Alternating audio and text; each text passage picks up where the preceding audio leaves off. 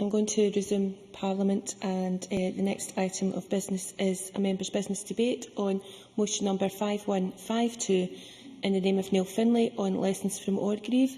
The debate will be concluded without any questions being put, and I'd be very grateful if those members who wish to speak in the debate could please press the request to speak buttons as soon as possible. And I call on Neil Finlay to open the debate. 7 minutes, please. Thank you, Deputy. I wish this debate did not need to take place. I wish we still had a vibrant coal industry with skilled engineers, geologists, face workers and all the necessary ancillary staff in work supplying coal as part of a balanced energy policy. But we don't. And we don't because of the deliberate policy of the then Thatcher government, which took revenge on the National Union of Mine Workers, a government policy that had as its ultimate aim the destruction of the trade union movement and organised labour. Excuse me. The 84-85 strike was without doubt one of the biggest socio-economic and political events of the second half of the last century, and its impact is still being felt across Scotland and the UK. Late last year, the Hillsborough inquiry reported. It exposed the alleged corruption, lies, falsification of witness statements by South Yorkshire Police. It exposed how officers are alleged to have perverted the course of justice to cover up their failings in relation to that tragic event. And that inquiry was followed by a BBC Yorkshire Inside Out documentary into events at Orgreave, South Yorkshire, one of the main flashpoints during the strike. That documentary again exposed how the police are alleged to have duplicated statements, had statements dictated to them by senior officers, perverted the course of justice and were responsible for a whole host of other unacceptable practices in relation to arrests and the recording of evidence and witness statements, all amounting to misconduct in public office. Such was the seriousness of these allegations, South Yorkshire Police referred themselves to the Police Complaints Commission for investigation, and we await the result of that investigation with interest. But it's these revelations from Hillsborough and Orgreave that has motivated me to bring forward this motion for debate today, because across the mining communities of the United Kingdom, people know about the politicisation of the police during the dispute. They know about the involvement of the security forces. They know about the snatch squads established to target individuals, usually influential trade union officials and activists. And they know that thousands of people were arrested on bogus or exaggerated charges. People like this miner who worked at Polkemmet in Whitburn. He was on a picket line, and in a crowd a few rows back, he was pushed over by the police. He fell and was dragged off the road, arrested, charged and sacked. Or this miner, peacefully picketing at Hunterston Power Station, dragged from the crowd and charged with police assault. A man who is adamant that he did nothing wrong and has never committed a crime in his life. Or this man, a strike leader at Bilson Glen, targeted and picked out from a peaceful picket by a police snatch squad, again having committed no crime before or since. Or this man who worked at Castle Hill, and these are his words. He said, "I was in a village with 4 others when the bus went past carrying strike breakers." Well, he didn't quite use the term strike breakers. A group of kids 50 yards down the road stoned the bus. The police returned and arrested all 5 of us. We had nothing to do with what happened. And the next day, a 6th man was also charged, despite the fact that he was actually 3 miles away and in his bed at the time of the incident. The time only allows me to provide these few examples of the 1,400 cases, but there are many, many, many more. And of course, it wasn't just a criminal record that these people received. Over 200 were sacked and lost their redundancy entitlement, and afterwards found it difficult to get work, no doubt because they were blacklisted. And of course, these were the fortunate ones. Some men had nervous breakdowns, became ill both mentally and physically, or died as a direct consequence of these life-shattering experiences, all because of the crime of trying to defend their communities, their jobs and their right to work. So given what we now know about police activity in Yorkshire, I think we have a moral duty to look at that evidence and reflect on what happened here in Scotland. We have to ask, was it only South Yorkshire Police who appear to have lied and fabricated evidence? Was it only South Yorkshire Police who appear to have perverted the course of justice? Was it only South Yorkshire Police who duplicated statements that led to convictions? I find that difficult to accept. We need to establish the truth about whether these arrests and convictions were legitimate or were they a miscarriage of justice. Since launching this campaign in December 2012, over 900 people have emailed the Cabinet Secretary for Justice and the Chief Constable of Lothian and Borders demanding an inquiry. Now, I know that the Cabinet Secretary was involved in the dispute and that he supported miners in Fife and elsewhere, and I congratulate him for that. He will therefore be aware of the allegations that have been made over the years since 1984. He will also have constituents in his own Edinburgh East constituency who are affected, directly affected, having worked at Bilson Glen or Monkton Hall. I hope, therefore, that he will reflect on this emerging evidence and use his own personal knowledge. And whilst individuals may indeed have to take their individual cases to the appropriate body, he could, as has been done in other cases where police misconduct has been suspected, such as the Shirley McKee case or the Chokar case, set up an independent review. He has the power to do so. There is a deep feeling that these convictions are unsafe and that there must be such an inquiry. The Cabinet Secretary has a choice, and can I say, the fact that he is not here today I find absolutely dreadful, and I think that will be noted across the mining communities of the country. He can use the powers of his office to do this, or he can do nothing. But we have to be clear. If he does nothing, this means that innocent Scots will live the rest of their lives as victims of an appalling, politically motivated miscarriage of justice. We need an inquiry. Thank you. This is a heavily subscribed debate. Speeches of 4 minutes, please. I call Siobhan McMahon to be followed by John Wilson. Thank you, Deputy Presiding Officer. I congratulate Neil Finlay in bringing this debate to the Chamber. It is vital that this matter is highlighted in this way and that the sentiments of the motion are progressed to the highest level. I know that Neil Finlay will not give up until this happens, and I can assure him that his colleagues on these benches will give all the support and assistance we can to make that happen. Having been born in 1984, I cannot remember the miners' strike of 84-85. Some would say that I am lucky in that respect. However, that miners' strike and the strikes of the 70s are not lost on me, and I have gone a long way in helping to define my politics. Having lived in Lancashire all my life, I know how important the mining industry has been and continues to be in my part of the world. Be it Shotts, Hat Hill, Gitsherry, Greengayers, Allington or my own hometown of Belsill, Lanarkshire had nearly half of Scotland's pits in 1910 and continued to thrive until the last pit closure in the 1980s. As an MSP for Central Scotland, I am acutely aware that it was not only Lanarkshire who benefited from this industry. Falkirk also has a proud history in this field, with Larbert, Bowness and Derry, amongst others, being testament to that. My grandpa was a miner and was very proud of his profession. He was determined that his grandchildren would know the sacrifices men like him had made. This resulted in many family visits to summer leave when I was younger, something I know many families in Lanarkshire and beyond continue to do. My grandpa was working in one of the 2 pits at Auchengate in 1959 when disaster struck, killing 47 men and leaving many families and communities in Lanarkshire devastated, even to this day. This is a sacrifice that miners make. They give their lives. It's only by knowing of this tragedy and others like it that you can truly appreciate how galling the treatment of miners by South Yorkshire Police at Orgreave truly is. Despite 95 miners having been awarded compensation in 1985, no police officer, or indeed anyone from the government, has ever been held to account. It's beyond belief that people were persecuted for simply taking part in their democratic right to strike. More than half of the country's mine workers chose to do so as a result of the significant job losses that were occurring at that time. Let's remember that 20,000 jobs were under threat at that time. Strike action is never an easy option, but such was the concern over the future of the industry and the other industries that depended on it, that was the only option available to the men and their families at that time.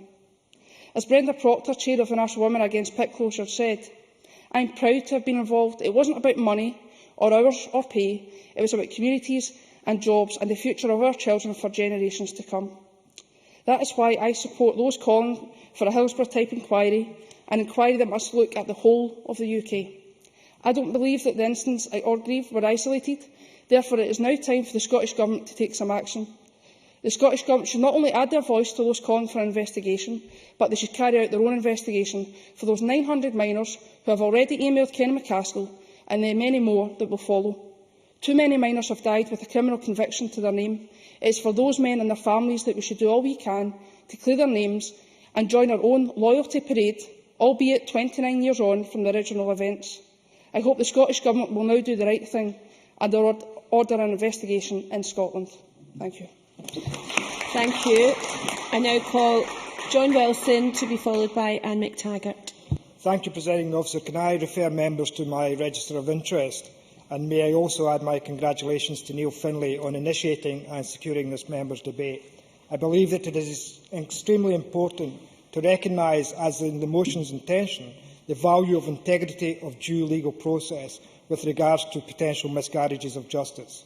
Neil Finlay is right to identify what happened in South Yorkshire and the South Yorkshire Police referring themselves to the Independent Police Complaints Commission for investigation. There can be no doubt that after the allegations surrounding Orgreave and in particular Hillsborough, that there are indeed lessons for policing, not just in Yorkshire but elsewhere, including Scotland. This debate is important, as it should be remembered that the next year will be the 30th anniversary of the miners' strike. Scotland has an industrial heritage that was built on the work of miners in Scotland, and we must realise that we owe them a legacy that is open and honest. Not wanting to be accused of being misty-eyed, in all industrial disputes, there are sometimes issues of wrongdoing on both sides of the dispute. This was, however, no ordinary industrial dispute. The allegations of widespread collusion by police officers at Orgreave does not inspire confidence, especially when miners were sacked as a result of being found guilty of breach of the peace charges while on picket duties.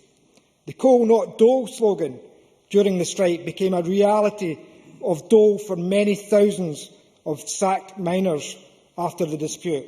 It is also worth commenting that miners suffered real hardship, not only in financial terms, but also many families and relationships were lost during that time, and that is a cost longer lasting. Also, the pictures of Yolande Dodds lorries that looked more like armoured personnel vehicles flying through the picket lines at Ravenscraig is one of the lasting images of the miners' strike.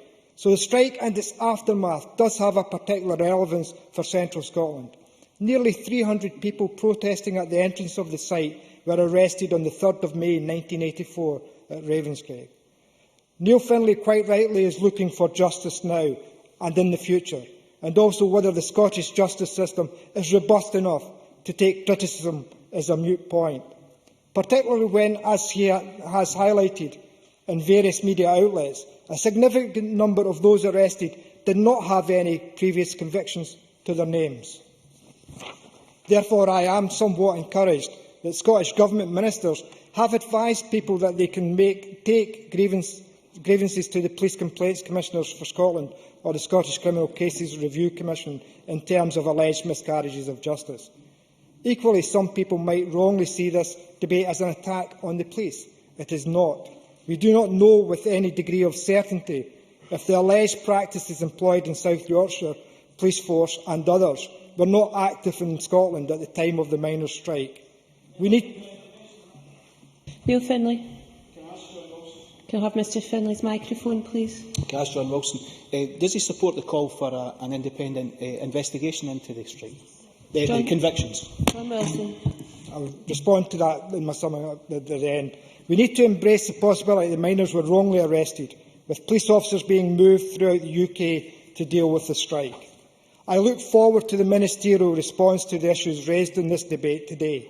It is my hope that we can right any wrongs that were perpetrated during the miners' strike and clear the names of those wrongly convicted as a result of defending their jobs, industry and communities. And I support the call for an independent inquiry into this matter that takes us forward, and that the people in mining communities and other communities can be confident that the Scottish legal system can defend those wrongly accused of convictions during the miners' strike. Thank you. And I call Anne McTaggart to be followed by Jamie McGrigor. Thank you, Presiding Officer. I would like to begin by thanking my colleague Neil Finlay MSP for securing this time and welcome some of our mining community here today in Parliament to highlight the grave injustice perpetrated by police against our mining communities.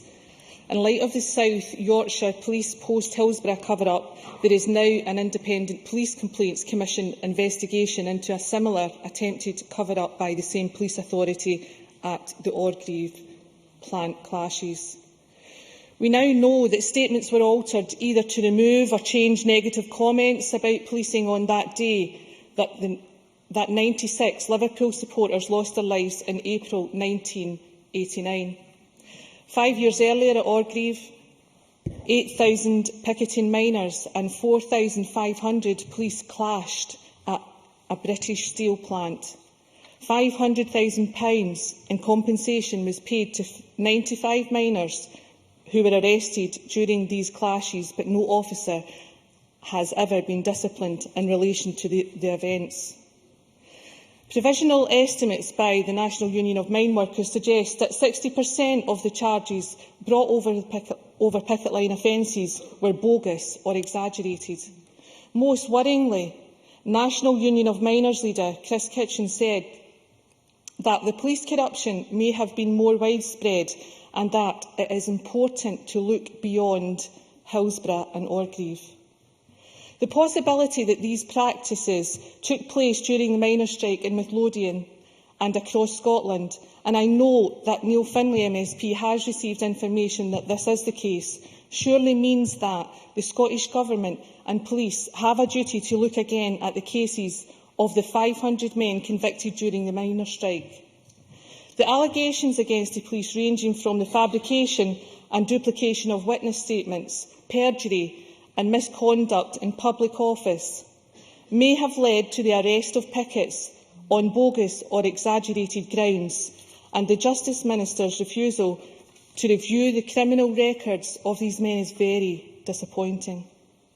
After 28 years, these men deserve justice, and I call on the Justice Minister, Kenny McCaskill, to launch a full, comprehensive and independent review of all the convictions brought against those involved in the disputes. Those men who received criminal records inevitably found getting work after the strikes incredibly difficult, and this is the real human cost of these potential miscarriages of justice. I would urge any miners and others who were arrested and who feel that these charges against them were unjust to contact my colleague Neil Finlay MSP, and I applaud him again for all his good work in this issue. It appears that the true story of the miners' strike is just beginning to be told. I would also add that the creation of the new National Police Service, Police Scotland, is as important now as it's ever been that we have proper scrutiny of policing operations. Whilst in Scotland we have not had the same scandals as the police service in England, the experience of picketers in Scotland during the miners' strikes shows us that we must never be complacent. Presiding Officer, in closing, I do feel passionately about this issue, given that I was born and brought up within a mining community, and I will await with keen interest the progress of today's debate and thereafter. Thank you. Thank you. I now call Jamie McGrigor to be followed by Malcolm Chisholm. Thank you, Deputy Presiding Officer. I welcome the opportunity to speak in this afternoon's debate, and I find myself in agreement with much of the motion in the name of Neil Finlay, not all of it.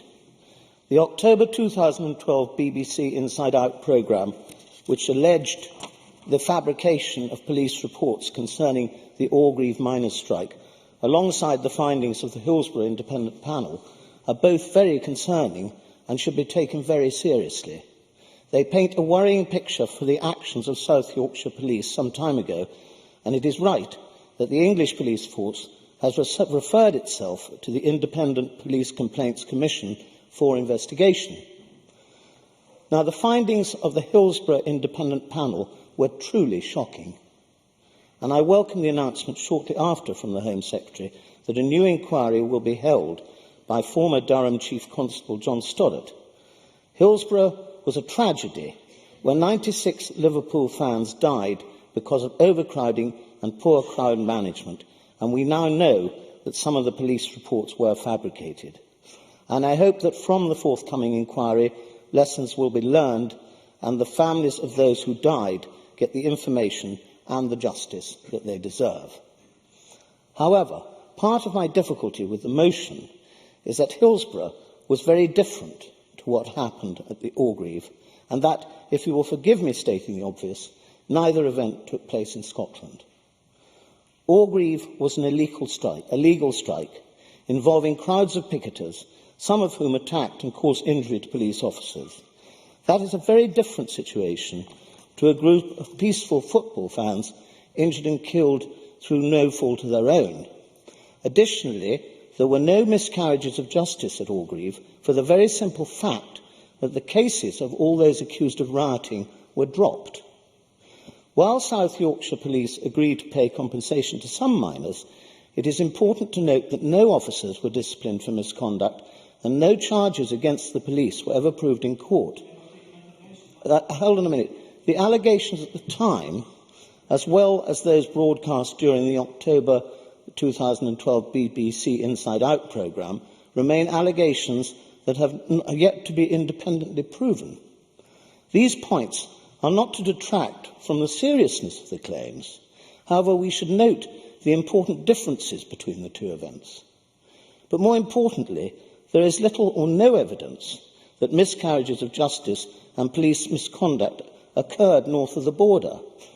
Is Neil Finlay saying that allegations of police misconduct in South Yorkshire automatically means Scottish police forces have behaved inappropriately?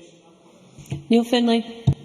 This was a UK-wide strike. It was a highly politicised strike, as you will know, being a member of the party who politicised it. And the fact that it was a UK-wide strike leads me to the conclusion that the tactics deployed in Yorkshire were not unique to Yorkshire, and that's what we need to find out.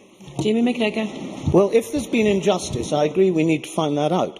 But the simple fact that convictions occurred in Scotland, many for breach of the peace, does not in itself point towards miscarriages of justice. Just because the miners' strikes were so political in nature does not mean that those who acted unacceptably and were convicted in a court of law should have their convictions quashed.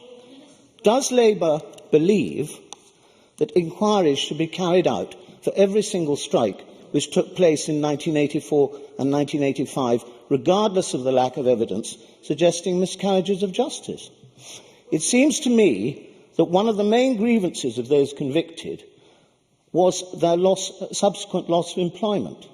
However, this is a matter for employment law and not an issue with the original criminal conviction. And in many cases, those who lost their jobs have subsequently received unfair dismissal awards. I also note the language of the motion. You must come to a conclusion. Well, I'm sorry, I'm in my last minute. I do note that Neil Finlay appears to have toned down his language, and he wonders if there's a need, rather than demanding a full, independent and comprehensive review, and I would agree with that. Thank you. I now call, before I call Malcolm Chisholm, due to the number of members who still wish to speak in this debate, I'm minded to accept a motion under Rule 8.14.3 from Neil Finlay that the debate be extended by up to 30 minutes. Would Mr Finlay care to move that motion? Move the motion. Is the Parliament agreed? Parliament is agreed. Thank you very much. Malcolm Chisholm, to be followed by Elaine Murray. Presiding Officer, I congratulate Neil Finlay on bringing forward this debate and welcome so many miners to the gallery. Their action, their dignity and their struggle will never be forgotten. I, like everyone, I'm sure, in this chamber, have the highest regard for the police, but as Vera Baird QC rightly says in a Huffington Post article from October, most police officers behave blamelessly in their duties, but we do them and society no favours if we flinch from honestly assessing controversial events. That's why trust needs to be restored and justice delivered. I'm afraid that events at Orgreaves and Hillsborough have a dismal tale to tell. At Orgreave, the negative propaganda machine worked to portray a scene of chaos so that those arrested could be accused of engaging in a riot. The BBC documentary Inside Out detailed how, when the trial of the miners from Orgreave collapsed due to unreliable police evidence, they went on to find that many key phrases in the statements given by officers were given verbatim by a number of different individuals, suggesting a far-reaching cover-up of the real circumstances of the picket. When 5 years later the Hillsborough disaster took place, we witnessed similar conduct, which is now being addressed by the Police Complaints Commission. We must, in the light of what we have seen happening in Yorkshire, I believe that it is necessary to ensure that the Scottish strikers have their cases re-examined in a full and comprehensive review. Brian Docherty, chair of the Scottish Police Federation, accused the politicians involved in the campaign of jumping on a bandwagon, saying that reopening historic investigations would impact on present-day policing. I have to say that it is entirely unclear to me how that would be the case. What is the case is that 1,424 miners and others were arrested in Scotland during the 1984-85 strike, and as Neil Finlay highlights, 202 of them were subsequently sacked and paid no redundancy. Those picketing legitimately and understandably in Scotland, people who had never committed an act of violence or aggression, passed through the prison system and emerged with convictions based on, what is in all probability, adulterated evidence. These convictions have stayed with them. They are not a temporary affliction, since criminal convictions affect every part of life and have a palpable impact on families and communities when individuals struggle to gain access to employment. I also want to emphasise that this debate is about respect. Respect for the rights of individuals in a democracy to have their cases given a fair trial, regardless of how many years may have passed in the interim. This is not about jumping on a bandwagon, but about ensuring that justice for our constituents and our citizens is delivered. It is also about respect and trust for our police force, because if justice is not seen to be done, then that vast majority who serve our communities with diligence and integrity may be tarnished by the indiscretions that are seen to go unpunished. I understand some concerns that have been expressed about the cost of a review in Scotland, but to suggest that this is simply a case of backing a bandwagon does an immense disservice to the people who have had to suffer with a black spot against their names throughout most of their working lives. I also think that the expense would not be a very significant factor, and certainly is outweighed by the injustice that has been done to so many. So today I stand with Neil Finlay and the miners present with us in asking for renewed efforts from the Scottish Government to initiate a review so that those who acted within the law in rightful protest may have the opportunity to clear their names.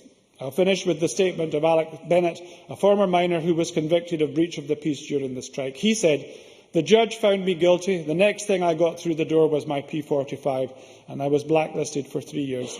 I was left with a criminal conviction when I had done nothing wrong. You don't forget that. What they did to us was an outrage." The miners won't forget it, and neither should we. I support the motion. Thank you very much. I call Elaine Murray to be followed by Margaret MacDonald. Thank you, Presiding Officer. I too would like to congratulate Neil Finlay on bringing this motion to Parliament, and indeed for the diligence both he and his Westminster colleague David Hamilton have displayed in pursuing this issue. Deep mining was more than just a job in the communities of Upper Nithsdale. It was the core of the community, the reason that some of its villages, such as Kellerholm, existed at all. And when on the 9th of March 1984, thousands of local miners came out on strike, they did so to protect the jobs on which their communities depended, and importantly to protect their way of life and to protect the cohesion of those communities. They were aware of the Conservative government's determination to destroy the power of the trade unions and of the National Coal Board's plans to close 20 pits with the loss of 20,000 jobs. The NCB planned to develop a number of super pits, if we remember, using new technology with less manpower, a move which signalled the end of mining in Scotland, Wales and many parts of England. I and my colleagues John Syme and Jim Dempster, both Upper Nithsdale councillors and both former Upper Nithsdale miners, We're happy to sign up to Neil Finlay's campaign for an investigation into cases against striking minors prosecuted by the police in Scotland, and we were advised by our local Chief Constable of the procedure for individual complaints. And John and Jim, I know, have been asking local ex-miners about their experiences. So far, no one has come forward, although I believe there is a story of someone who ended up in a police cell wearing his pyjamas because it just happened to be going for a pint of milk at the time when a lot of miners were picked up. Now, I did not live in Scotland. I well remember the miners' strike, but I did not live in Scotland at the time. I had been living and working in the southern England since 1976, and my role during the miners' strike was going round on a Sunday morning the doorsteps in Slough, where I lived, collecting money for the striking miners and their families. And although Slough was not a mining area and it was an extremely diverse community, and I'm sure the miners themselves have been encouraged and touched by the generosity and solidarity displayed to them by members of those community who did not have much money themselves, but were glad to make donations in solidarity and support of the miners. And I do not want to imply widespread corruption in the English police forces or the Scottish police force, but I do have personal experience going back to 1979 that individual police officers believed that they were above the law. I was active in the Anti-Nazi League during the time when the National Front were very active in the run-up to the general election in 1979. And I personally, and some members may remember the death of Blair Peach, who 14 witnesses saw being struck by police officers, but that was never taken to court. The day before, I was in a demonstration in Leicester where I observed an agent provocateur encouraging demonstrators to throw stones and then being ferried off in a police van quite happily.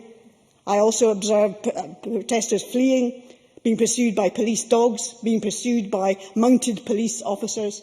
And on one occasion, when I was on a picket line, a police officer assaulted me, seeing a small and, in those days, thin and slight lady, and believed that he could drag me in. And if I had been dragged in, I dare say I would have ended up with a criminal conviction too. That happened in 1979. A Conservative government was then elected, a Conservative government which by 1984 described trade unionists and socialists as the enemy within. We were the enemy within, the miners were the enemy within, and there was, I believe, miscarriages of justice. Miners lost their employment, they received criminal records, they were blacklisted, they lost their pensions. Those miners were persecuted for political reasons. And it may be many, many years ago, but they do still deserve justice, and they deserve an inquiry held here in Scotland, as they do one held elsewhere in the United Kingdom. Thank you very much. I now call Margot MacDonald to be followed by Michael McMahon. Presiding Officer, may I beg your permission to sit? It's not a very good day for me. I don't want to congratulate Neil Finlay. I want to thank him and give him a great big hug for getting this on the agenda and for having as many people give up their lunchtime. But then that's not all that much to give up.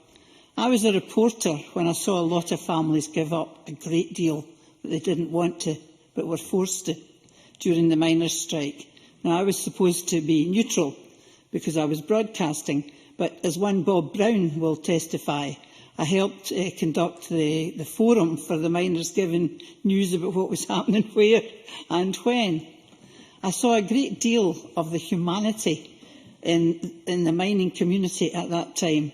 I also saw a difference, and I hope some colleagues will take this, and Malcolm Chisholm will know what I mean, when I talk about the difference between the leadership on both sides of the border, which perhaps gave rise to the different attitude. As far as I could work out, south of the border, there was a split, a social split, 50-50 more or less. You moved much further to the right in Scotland before you came to the split, and I think it had a great deal to do with the leadership in Scotland. Mick McGahey knew what he was doing. Arthur Scargill, frankly, I don't think did, and took the miners into a strike that they couldn't win at a time of year when the stocks were high and summer was blazing. But that's in the past now. Why did it remain in the past for so long? Because we don't know cabinet secrets, and we don't get to know secrets like what happened in such an important social and industrial event as the miners' strike for about 20 years afterwards, when memories have faded just a bit and it can be tackled more objectively. That's why we are right to say we'll have an inquiry now. because you can get justice now, but you don't hurt people unintentionally. And just in evidence of how people were hurt unintentionally, it might sound daft, but this happened. I hope Jackie Aitchison doesn't mind me taking his name in vain, but he stepped over a line. The police wanted to have a line to keep the miners back, so someone got a bit of chalk and drew a chalk line in the road, and Jackie Aitchison, I think for devilment, stepped over it and back again, and he was lifted. Now, that was stupid. That was futile if anybody was trying to pursue a line that would be respected by the miners. So there was a wee bit of a breakdown between the miners and the police, but nothing like what there was in Yorkshire. And for that we have to be grateful and I think acknowledge it, which is not to say that there are not genuine grievances that should come out in an inquiry and should be explained to people. So I'm very, very pleased to support Neil Finlay's motion. Thank you. Now call Michael McMahon to be followed by John Finney. Thank you, Deputy Presiding Officer. I'd like to join in congratulating Neil Finlay on securing today's debate. While it's not a good idea to revisit historical events in order to do nothing other than pick at old sores, there are some events which are important enough to re-examine in order to learn lessons and, if it is possible, to rectify wrongs. That's clearly the case with this issue, and Neil Finlay is absolutely right to ask the Scottish Government to consider looking into this matter in a manner in which the miners were policed in Scotland, and to clear the names of those who were criminalised for doing no more than engaging in industrial action in defence of their industry, their individual lives and indeed their heritage. In 1984, I was the GMB Union's representative on the STUC Youth Committee. Being part of that body helped me gain a wide knowledge and understanding of many domestic and international issues. Nothing taught me more, however, than what I experienced and learned in supporting the miners at that time. Hard as many of the lessons were to take, nothing angered me more than the way in which some police officers conducted themselves so badly across the country, but even more so in Lanarkshire, in dealing with the dispute there in my local community. A community divided between supporting the miners and protecting its steelworks at one and the same time. To this day I recall in horror the sight of sneering police officers waving £10 and £20 notes in the face of miners picketing the Ravenscraig steelworks, to stop the scabbing Newland Dodge lorries entering the complex, to break the tripartite agreement between the miners, the rail unions and the steelworkers. Well do I remember Tommy Brennan scuttling out of the community centre in Newmains to avoid the miners from Polkemmet Pit, lobbying him to plead with him to stop undermining their struggle by taking the scab coal being driven into the Craig each day. Seeing trade union colleagues so at odds with one another was not a pleasant experience. But what lives with me most is the litany of harassment and victimisation that was visited by my friend and fellow trade unionist who worked at Polkemmet Pit and whose life was made a misery by the local police in his hometown of Shotts.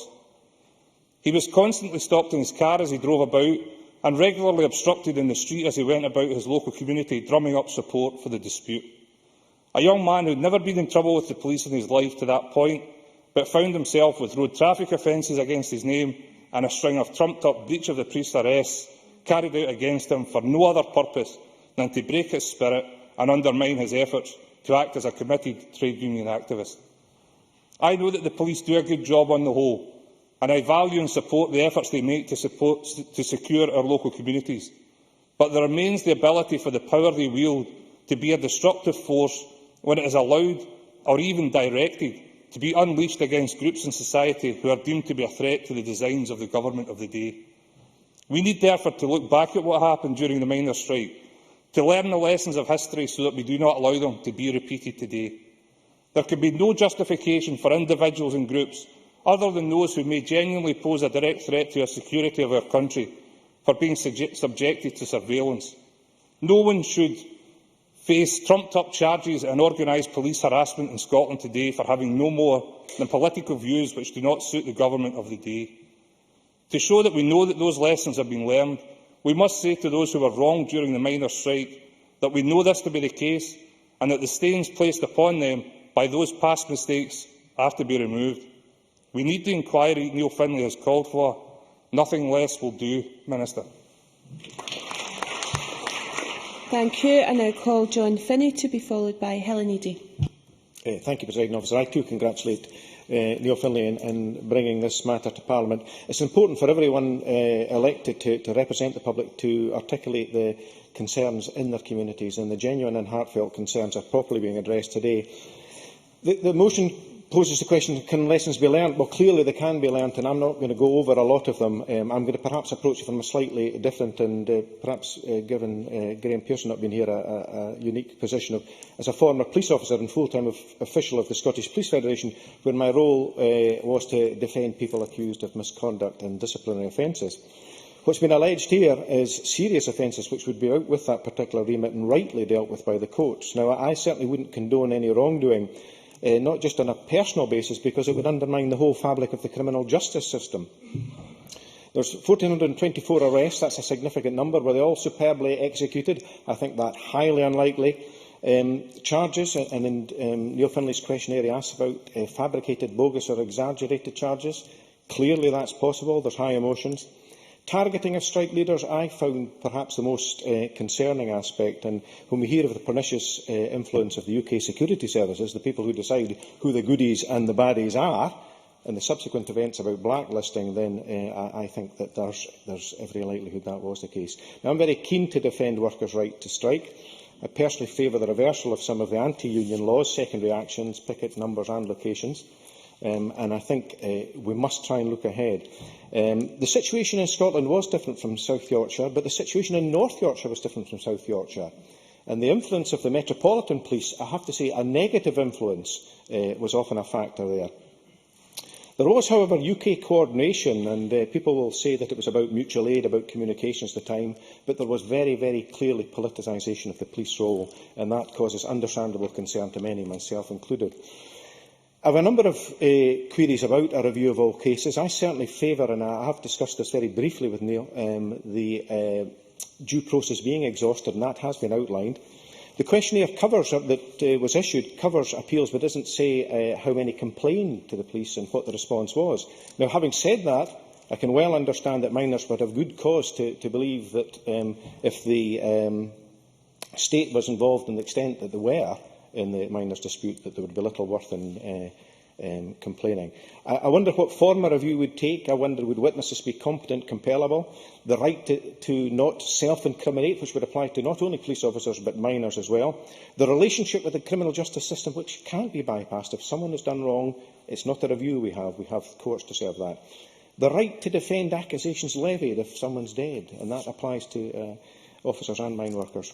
Now, I'm not reticent at challenging the authorities indeed have been pursuing the issue of how one would make an individual complaint against the Lord Advocate acting as an individual. Do I accept there are issues to be addressed? Yes, if the process is exhausted.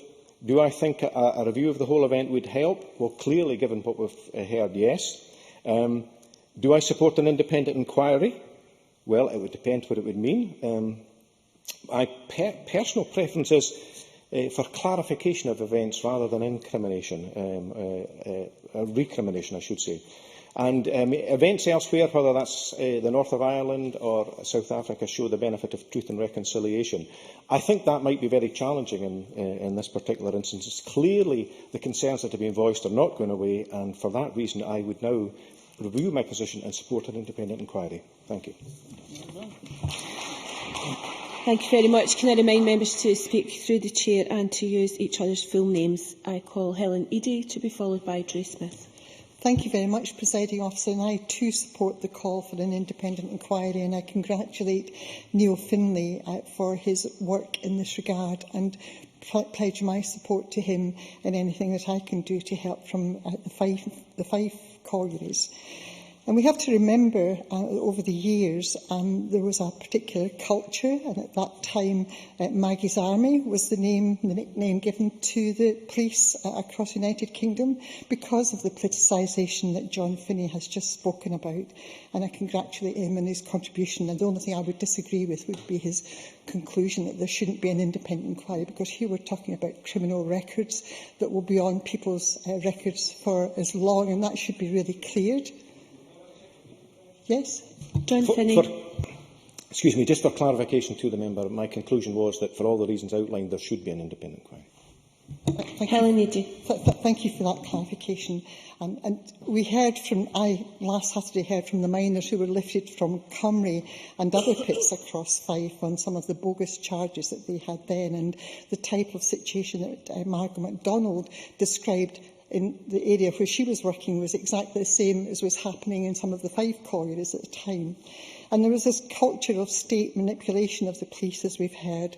And the Fife miners recalled how the police provoked many of the picket line attenders by pulling out wedges of £10 notes and saying to the striking miners, "I'm getting my new kitchen in the back of your strike." And that did nothing to help the morale of the miners at the time. And another miner had his door battered in the middle of the night. Now, why couldn't that miner have been lifted during the day or at a time that was civilised? Why frighten and intimidate his family and his children?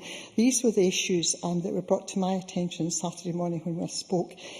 And then the police bragging that they were, having their holidays and many other aspects of luxury, whilst miners' families were really poverty-stricken and starving at the time. And the allegations of collusion by South Yorkshire over witnesses' statements relating to the Battle of Orgreave during the miners' strike. And at the Orgreave battle, the force has been accused of falsifying the accounts from officers, as we've heard today, about what happened on the day and when fighting broke out between the miners and the police. But the police culture of divisiveness at that time is all important. You only need to read the book mentioned earlier, The Enemy Within, mentioned by Elaine Murray, in which Shaman Milne revealed for the first time the astonishing lengths to which the government and its intelligence machine were prepared to destroy the power of Britain's miners' union. There was definitely the enemy within. It was the secret services of the British state operating inside the NUM itself. The secret services used phony bank deposits, staged cash drops, forged documents, agents provocateurs and unrelenting surveillance of MI5 and police special branch were sent out to discredit the miners and their leaders. I support Neil Finlay, as I said earlier, and I think this is a really important topic and something that we should not lose sight of in the months to come. Yes. Jamie McGregor. I thank the Minister for taking intervention.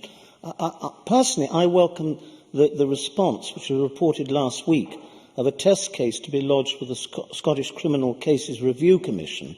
This body can look into whether miscarriages of justice have taken place. Does the member think that this is a good idea? Helen Eady. Well, it's one step in our journey, and it's something that we need to reflect on once we know the verdict. On the first day of the strike, I started to work in the High Valleyfield social work office in my capacity as a newly appointed manager of West Fife Enterprise. And I saw at first hand, and there was no better place to hear about almost instantaneously, blow by blow, the moments when miners on picket lines were lifted. Former miners who were lifted in these days are still able to tell of their experience, and I had inside comment too from my father-in-law, who had been a minister under Tony Benn's team. Alex Eady was a minister for Coal and Labour's government prior to Thatcher's government. I heard much of the machinations that were taking place. Numerous books have been written about the experience of the miners and their families. One such book, Chicago Tumbles, was written by the late Councillor Alex Maxwell of Fife Council. Alex was a communist and who subsequently became a member of the Democratic Left. I must ask you to begin to conclude. I commend the book to those who want to know chapter and verse of what happened to the various miners in Fife. And if I have one worry over the state police force, it is, as Anne McTaggart said, we must never allow it to be politicised in the way that happened during Maggie Thatcher's time. And, Presiding Officer, we have a duty to expose what happened during those times, and I congratulate Neil again. Thank you very much. Drew Smith. Thank you, Presiding Officer, for your forbearance. I hadn't intended to speak in this debate, knowing that Neil Finlay and others would do this subject such justice, but having sat through it, I didn't feel that I could leave without adding my own name to the official report. Much like Siobhan McMahon, I don't remember the 84-85 strike well, although being a bit older.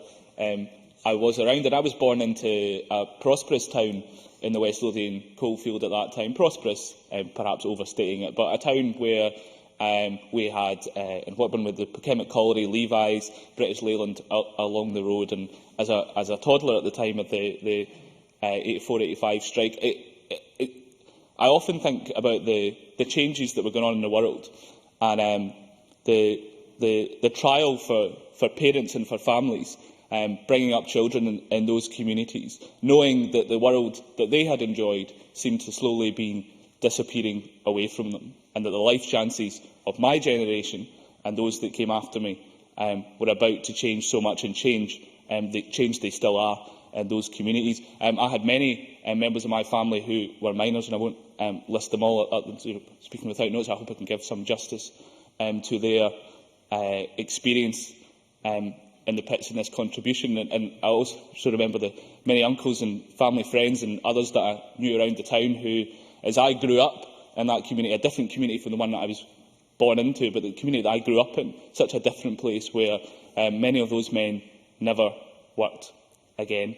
And one of my proudest debates to take part in when I joined this chamber, and I was glad that my grandfather, who was a miner, was able to see me elected here, and he spoke to me about this debate, was the Upper Clyde Shipbuilders debate, one of the very first debates that I took part in this chamber. And we celebrated the success of men and women taking part in an industrial dispute to save their industry, to transform their life chances of their families and their communities, and so they did in the Clyde, and we're proud that we're still building ships in the Clyde as a result of the stance that they took. All for the miners, that they had been able to achieve the same, but the dignity of their fight is no less because they were unsuccessful. I think that at this particular time, and I see that the Minister has been taking notes throughout this debate, and I know that she's perfectly capable of throwing away the speeches and remarks that the Cabinet Secretary has made on this matter before now. And if she does take the opportunity to recognise that at the time when we are creating a new police force, Police Scotland, now is absolutely the time to examine, particularly in the case of Lothian and Borders, whether or not there is a case to answer, and that we make sure that we set up this new police force that can genuinely police by consent in these communities, and know that the charges of the past have been answered.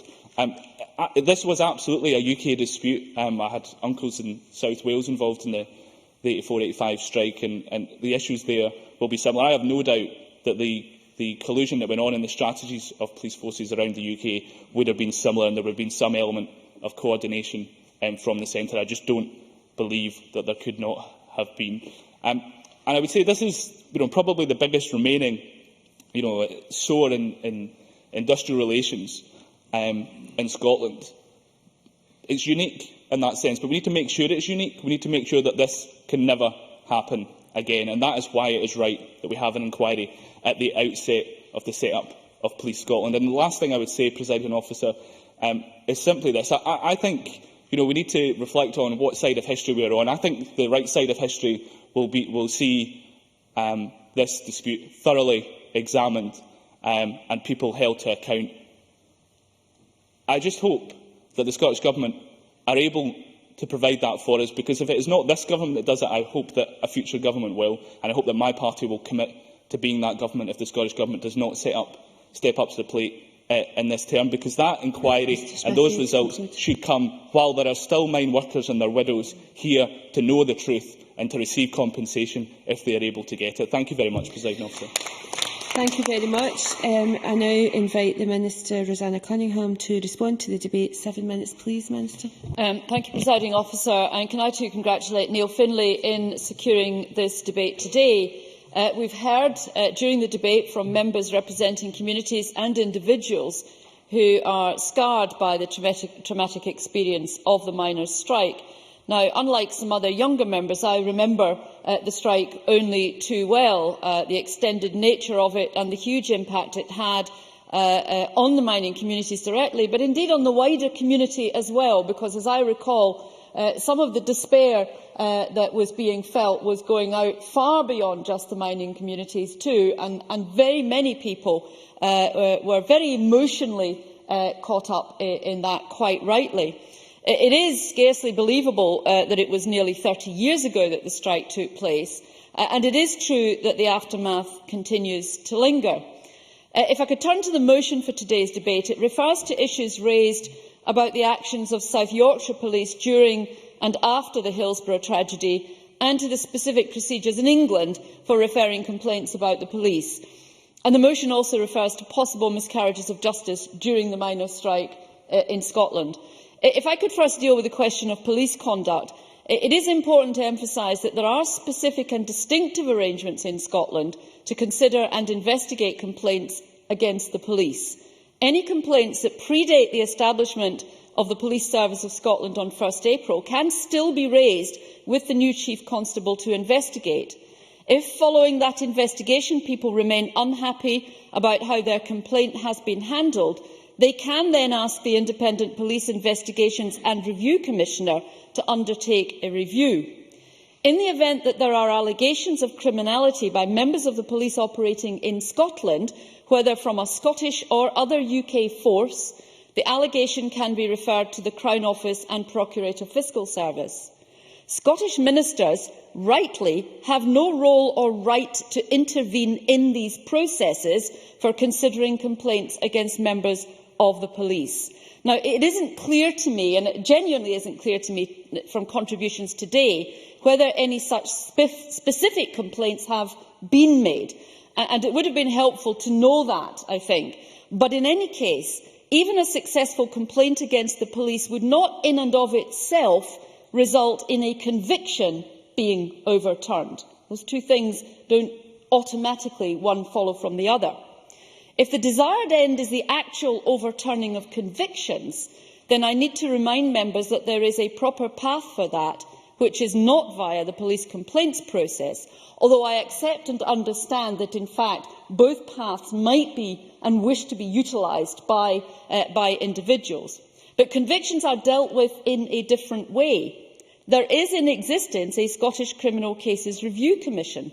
The crucial role of an independent Criminal Case Review Commission was recognised by the then UK Labour government back in the late 1990s, with the Commission being established in 1999, and it provides precisely the route and potential outcome that I presume Neil Finlay is seeking, that is the possibility and capacity to actually overturn criminal convictions. Neil Finlay. Thanks very much. We understand the routes that are available.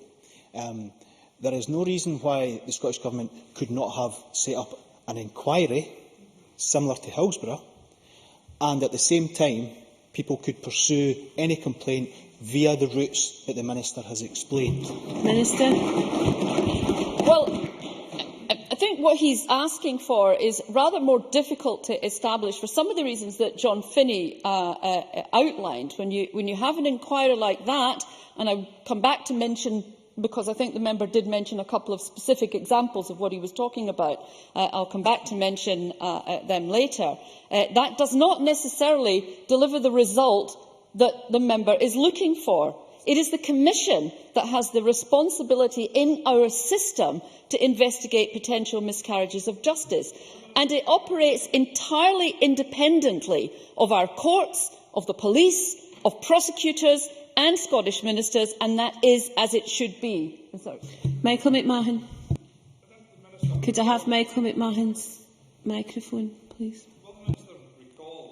In previous sessions of this Parliament, we've had similar arguments from the previous administration in relation to calls for an inquiry into abuse at care homes. The government at the time said, for all the reasons that the Minister is saying, that how difficult it was to do this and no outcome would be forthcoming. But eventually, the government relented and an inquiry was held. There are precedents in this Parliament for that to happen, and it could be done on the same basis. Minister. I think absent any indication that there have been any specific complaints made within the police or to the police, absent any. And again, I'll come back, if I have time, come back to it, about the possibility of going to the Commission. That there hasn't even been, as yet as I can understand it, any specific attempt to use the current processes that are available. I really must get on. I've only got a minute and a half left. I'm sorry. I will extend your time if you need it, Minister. Thank you.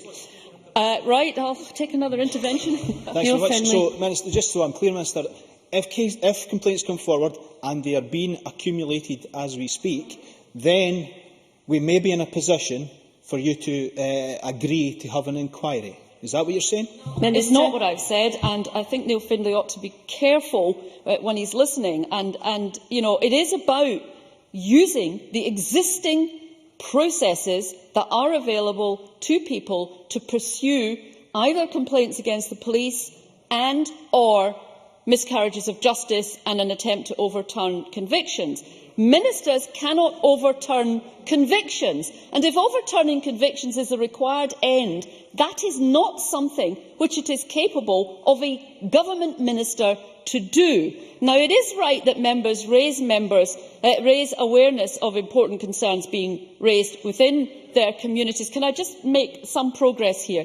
And we've heard that done eloquently today by Neil Finlay, by a whole range of members, all talking understandably and eloquently about the history of this, about the impact on communities and individuals, and about the lingering anger and resentment about what has happened.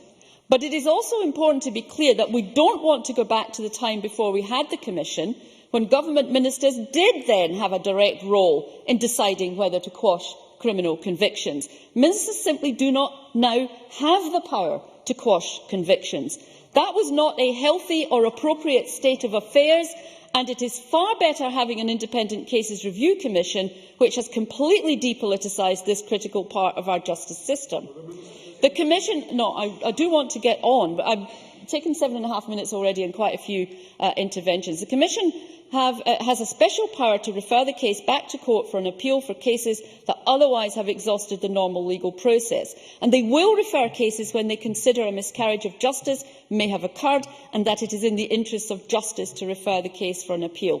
Ultimately, it is only a court which can now determine if a miscarriage of justice has arisen and quash the original verdict.